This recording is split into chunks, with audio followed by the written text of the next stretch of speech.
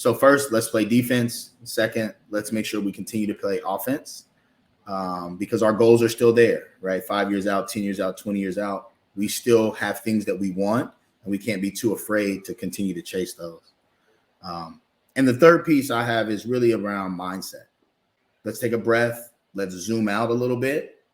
That the media, the news, the financial news cycle can make you feel like it's the end of the world, like this has never happened before.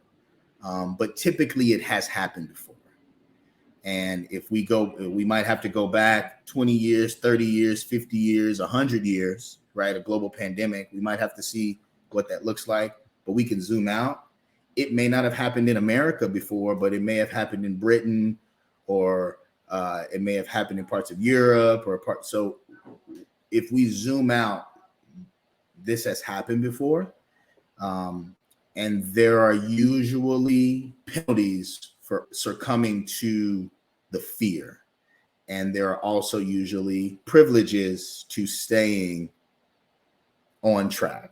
So we want to zoom out. We can look at some scenarios, and we know that typically a down market rebounds within 2 to 3 years, that we're usually not getting to a third year of a down market. And so if we've done our job well, which means that we have cash on hand, if we've done our job well, that means our portfolio is matched to how much risk we can take for our financial plan based on our goals, that we can stay calm and stick to the plan. And in the long term, we can look at history. You can lean on people who've been through down markets to say that we'll come out of this. So let's play defense, then let's play offense, and then let's mentally prepare ourselves by zooming out and putting it all in context.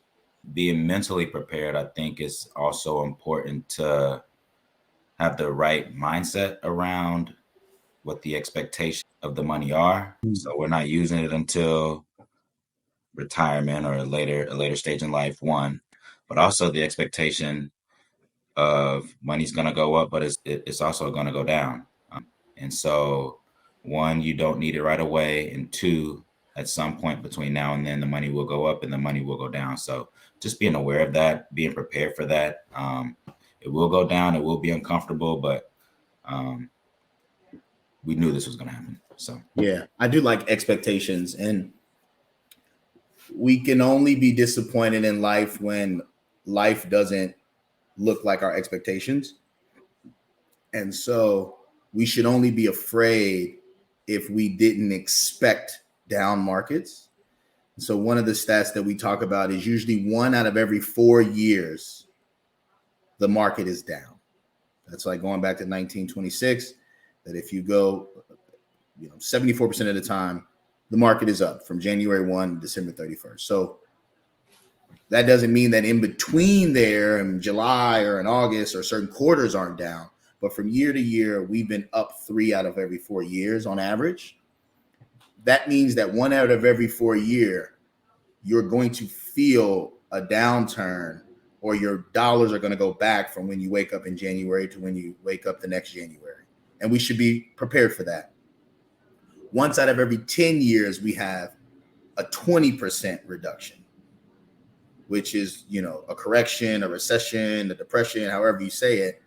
And that means that once in every decade, on average, it's going to be scary, right? And so, once a decade, we're going to go backwards to a point that most people who are investing for the first time have never seen their own dollars decrease like this.